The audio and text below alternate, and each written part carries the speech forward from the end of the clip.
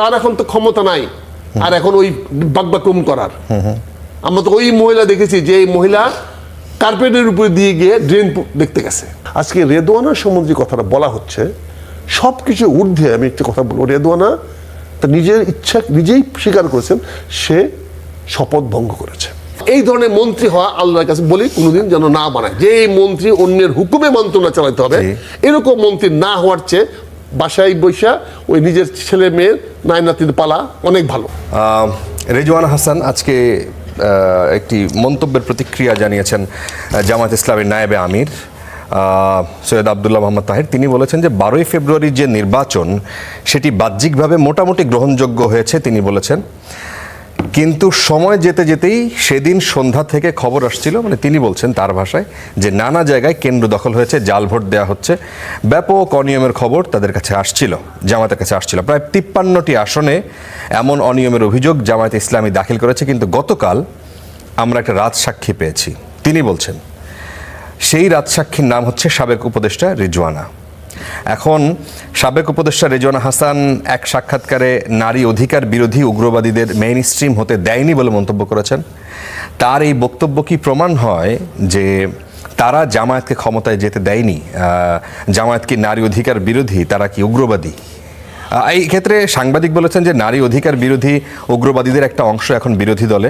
সাংবাদিকের মন্তব্য ধরে কি বলা যায় যে রেজওয়ানা হাসান জামায়াতকে ইঙ্গিত করে বলেছেন? আপনার কি মনে হয়? এটা ইঙ্গিতে কি আছে? এটা স্পষ্ট করে বলেছে। এই মহিলা তো কোনো ইঙ্গিত করে বলে নাই, স্পষ্ট করে সুনির্দিষ্ট বলেছে। এখন এটাকে আমরা তাকে বাঁচানোর জন্য আমরা এটাকে অন্যভাবে রূপান্তর করার চেষ্টা করছি। দেখেন, এই মহিলাটা আপাত মস্তক একটা করাপ্ট মহিলা। তার নখ থেকে নিয়ে মাথার চুল পর্যন্ত করাপশনের সঙ্গে সারাটা জীবন পরের টাকায়, পরের পয়সা, পরের দেয়া ওই বিভিন্ন ধরনের কথা বলেছেন। এবং তার হাজবেন্ড তো আমরা জানেন সে কি করেছে, কার ব্যবসাপাতি করেছে। এবং এদের মতো লোকদেরকে বিপ্লবোত্তর সরকার, অন্তর্বর্তী সরকারে কিভাবে অংশগ্রহণ করা হয়েছিল, এই যে বিপ্লবোত্তর সরকার বা আজকে যে প্রতি বিপ্লবটা হয়ে গেল, আজকে যে বিপ্লবের চিন্তা, চেতনা, ধারণা সব পরিবর্তন হয়ে গেল, এটার পিছনে যে কয়েকজন দাঁড়ি, তার মধ্যে অন্যতম রেদওয়ানা। এবং রেদওয়ানা যে বক্তব্যটা দিয়েছে, উনি দায়িত্বে ছিল এবং সে পরিষ্কার বলেছে যে তাই আসতে দেয় নাই।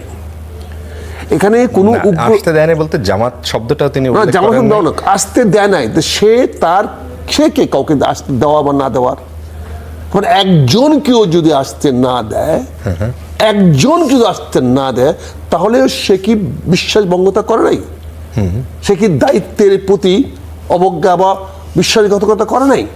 আমি দল বলছি না, তার কথা ধরে যদি আমি বলি যে উনি উনার কারণে আমি আছি, আমার হাবিব ভাই নির্বাচন করেছিল। এখন আমি যদি বলি হাবিব সাহেবকে ওই রেদওয়ানা আসতে দেয় নাই, হয়তো হাবিব সাহেব তার চোখে বিভিন্ন হইতে পারে যেটা হাবিব সাহেব না, আদৌ হাবিব সাহেব না, কিন্তু তার দৃষ্টিভঙ্গিতে সে হয়তো হাবিব সাহেবকে টার্গেট করেছে। এবং আমি বলবো আজকে যে হাবিব সাহেব নির্বাচিত হতে পারলো না, এর জন্য এই রেদওয়ানা দায়ী। এই রেদওয়ানাই হাবিব সাহেবকে নির্বাচিত দেয় নাই। এরকম ভাবে সে বিভিন্ন জায়গায় বিভিন্ন সংসদ সদস্যকে আসতে দেয় নাই, এটা তো সে স্বীকার করে নিয়েছে। কাজে এখানে তাহের সাহেব যে বিচার দাবি করেছে, এটা অতি ন্যায্য এবং জনগণের দাবি। বাংলাদেশের মানুষ, আপামর জনগণ মনে করে। এখন প্রশ্ন হয়েছে জনগণের প্রতিনিধিত্ব আমরা সবাই করি না, কিন্তু এই মুহূর্তে বাংলাদেশ জামায়াতে ইসলাম বাংলাদেশের প্রায় 49% প্রতিনিধিত্ব করে কাস্টিং ভোটের। আচ্ছা, 49% ভোটের, তাই তো রিপোর্টে আসছে। কাস্টিং ভোট যেটা পড়ছে সেটা প্রতিনিধিত্ব করে। কাজে সেখানে আর না কমই দেন বা 30 দেন, 30% লোকের প্রতিনিধিত্ব করে। তারপর তাহের সাহেব যা বলছে তা বাংলাদেশের শতকরা 30% লোকের বক্তব্য। এই 30% মানুষ মনে করে রেদওয়ান একজন বিশ্বাসঘাতক, একজন প্রবঞ্চক, এবং এই নির্বাচনকে সে কলুষিত করার চেষ্টা করছে, যার জন্য জনগণ তার বিচার চায়। এটা ন্যায্য, অতি ন্যায্য।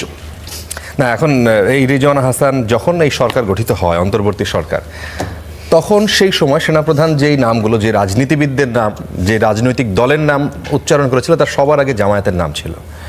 এবং ধারণা করা হয় এবং অনেক মানুষ মনে করেন যে জামায়াতের তারা যাদেরকে লিস্ট দিয়েছিলেন, যাদের নাম, তাদের মধ্যে যদি কোনো ঘোর আপত্তি না থাকে তাদেরকে তারাই সরকারের উপদেষ্টা হিসেবে বিবেচনায় তাদেরকেই নেওয়া হয়েছিল। তো সেই সময় এই যে রেজওয়ানা হাসানকে নিয়ে এখন যেভাবে বললেন, সেই সময় করাপ্টেড মহিলা অথবা তাকে আরও কি বিশেষণ দিলেন, সেই সময় কি এটা আপনাদের মাথায় ছিল না? দেখেন, তখন যদি মহিলা সম্বন্ধে মানা করা হতো তাহলে বলছেন নারী বিদ্বেষী করা হচ্ছে। জামাতকে কিছু নাম চাওয়া হয়েছে, কারোর এগেনস্টে ভেটো দিতে তো বলা হয় নাই, কারো বিরুদ্ধে বলতে বলা হয়নি। বলেছে আপনার যদি কোনো প্রপোজিশন থাকে, আপনাদের যদি কোনো নাম দিতে চান তাহলে আপনারা দেন। এইভাবে তারা বিভিন্ন রাজনৈতিক দলের কাছ থেকে নাম সংগ্রহ করেছে, কিন্তু ফাইনাল কম্বিনেশন বা নির্ধারণটা করেছে ওই চক্রগুলো যারা এটা করেছে এবং চূড়ান্ত করেছে ঢাকা এয়ারপোর্টের ভিআইপি লবিতে বসে। আচ্ছা, যেখানে চূড়ান্ত হয়েছে সেখানে জামাত ছিল না, সেখানে জামাত ইসলাম যায়ও নাই। রেদওয়ানা হাসান তার এই বক্তব্যটা অনুপস্থিত এবং অনাকাঙ্ক্ষিত, এবং এটা প্রমাণ করে এই মহিলাটা বাংলাদেশের জনগণের জন্য একটি বিশ্বাসঘাতক, এবং সে দায়িত্ব যে পালন করেছে সেই দায়িত্বে সে চরম বিশ্বাসঘাতকতা করেছে। তাকে জনগণ তার বিচারের আওতায় আনবে। সে তো একজন পরিত্যক্ত, আচ্ছা, সে তো পরিত্যক্ত, তার এখন তো ক্ষমতা নাই আর এখন ওই বাকবাকুম করার। আমরা তো ওই মহিলা দেখেছি যে এই মহিলা কার্পেটের উপরে দিয়ে গিয়ে ড্রেন দেখতে গেছে। আচ্ছা, আমরা তো ভুলে জানি সেগুলা। আচ্ছা, তাই কাজে আজকে আপনি যে প্রশ্নটা করছেন, জি, বা একটা জিনিস বোঝার চেষ্টা করেন, আমি একটা দায়িত্বে ছিলাম। এই দায়িত্বটা আমি ভালোভাবে পালন করতে পারি, খারাপভাবে পালন করতে পারি। জি, কিন্তু সেই দায়িত্বটা যখন আমি 10 জনকের অধিকার নিয়ে আমার প্রশ্ন ছিল, সেখানে তো আমি কারো প্রতি আমার ব্যক্তিগত মতামত বা পছন্দ চাপাই দিতে পারি না। আচ্ছা, আচ্ছা, এটা একটা অন্যায় অনুভূত ইচ্ছা। আচ্ছা, এই ইচ্ছাটা প্রকাশ করাটা তার জঘন্য অপরাধ হয়েছে। আমি আমার ভিতরে অপরাধ আছে, অপরাধ বোধ আছে, কিন্তু এটা কোনো অপরাধী না। আচ্ছা, আমার ভিতরে একজনকে মারার ইচ্ছা আছে, কিন্তু যতক্ষণ পর্যন্ত আমি না মারবো ততক্ষণ পর্যন্ত আমার অপরাধটা প্রকাশিত হচ্ছে না। তাই কাজে রেদওয়ানার ভিতরে যে হীন প্রবৃত্তি ছিল, সে হীন প্রবৃত্তিটা প্রমাণিত হয়ে গেছে। তিনি যখন প্রকাশ করে দিয়েছেন যে তিনি উগ্রবাদীদেরকে আসতে দেন নাই, এখন উগ্রবাদীদেরকে আসতে দেন নাই, এটার প্রতিবাদ তাহের সাহেব বলেছে যে একজনও যদি ওখানে উগ্রবাদী থেকে থাকে, আমার চোখে আমি মনে করি একজন হয়তো উগ্রবাদী ছিল। মিস্টার করিম বা মিস্টার রহিম উগ্রবাদী ছিল, সে উগ্রবাদীকে আসতে দেওয়া হয় না, অর্থাৎ তার অধিকারটাকে অবৈধভাবে হস্তক্ষেপ করে তার ন্যায্য ফসল তাকে পাইতে দেয় নাই। আচ্ছা, এটা অপরাধ। রাইট। আওয়ামী লীগের সময়ে নানা চড়াই উতরাই পেরিয়ে আপনি বিএনপিতে যখন ছিলেন, বিএনপিতেও আপনি চড়াই উতরাই পার করেছেন এবং শেষ পর্যন্ত জামাতে যোগ দিলেন। অনেকের ধারণা ছিল জামাতে যোগ দেওয়ার উদ্দেশ্য ছিল আপনার হয়তো নির্বাচন করা, সেই নির্বাচনেও আপনাকে দেখলাম না। এখন জামাতে যোগ দেওয়ার পর আমরা বাংলাদেশ সাধারণত দেখি আওয়ামী লীগ থেকে বিএনপিতে যোগ দেয়, বিএনপি থেকে আওয়ামী লীগে যোগ দেয়।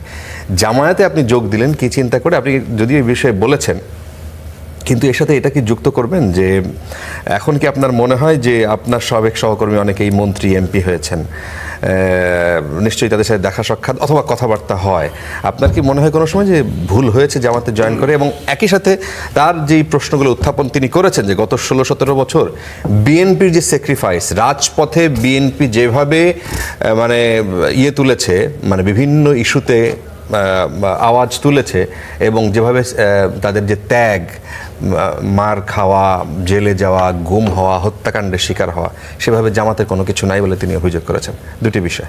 দেখেন, আপনি প্রশ্নটা ব্যক্তিগতভাবে করেছেন, আমি দলে যোগদান করেছি জেনে বুঝেই। আচ্ছা। এবং আদর্শিকভাবেই আমি অংশগ্রহণ করেছি, আদর্শগত কারণে। আমি তো বিএনপিতে ছিলাম না, জি, আমি দল পরিবর্তন করি নাই। আমি 2022 সন থেকে বিএনপি থেকে বহিষ্কৃত, অর্থাৎ বিএনপির কোনো পদ পদবি এবং সাধারণ সদস্য পদ আমার ছিল না। জি, একটা রাজনৈতিক পরিচয়বিহীন ব্যক্তি ছিলাম। কাজে আমি বিএনপি তো আমাকে নিয়ে যাবে না, নিয়ে যাওয়ার সুযোগ নেই, কারণ যেহেতু আমাকে নেয় 3 বছর। ফলে আমি দেখেছি বেটার বিকল্প কি।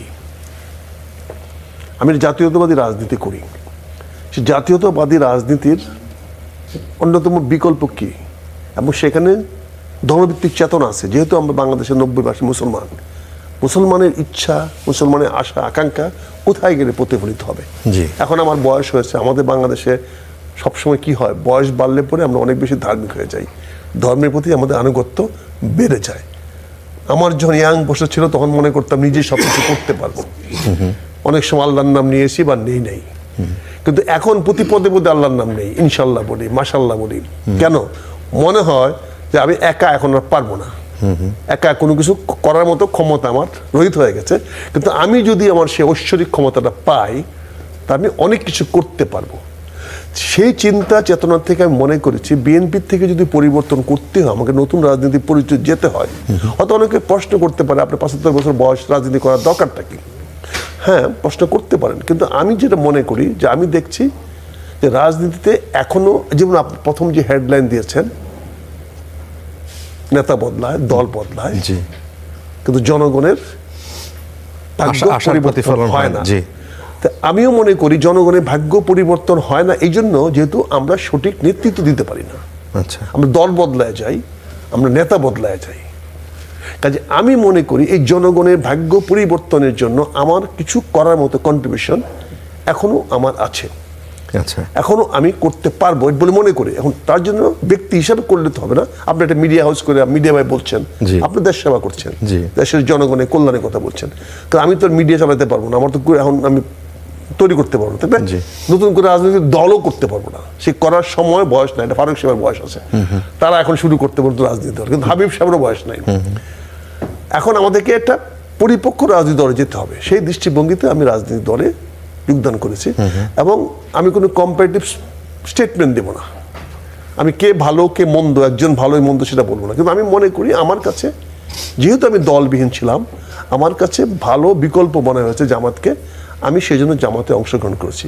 এই জন্য আমার কোনো রিগ্রেট নাই, আমার কোনো পিছনে তাকানোর কোনো সুযোগ নেই। মন্ত্রী হওয়ার সৌভাগ্য আল্লাহ আমাকে অনেকবার দিয়েছে, বহুবার দিয়েছে। অফার আমি আমার দলের থেকে পেয়েছি, অন্যভাবে আমাকে মূলা দেখা মন্ত্রী মানুষ দেওয়া হয়েছে।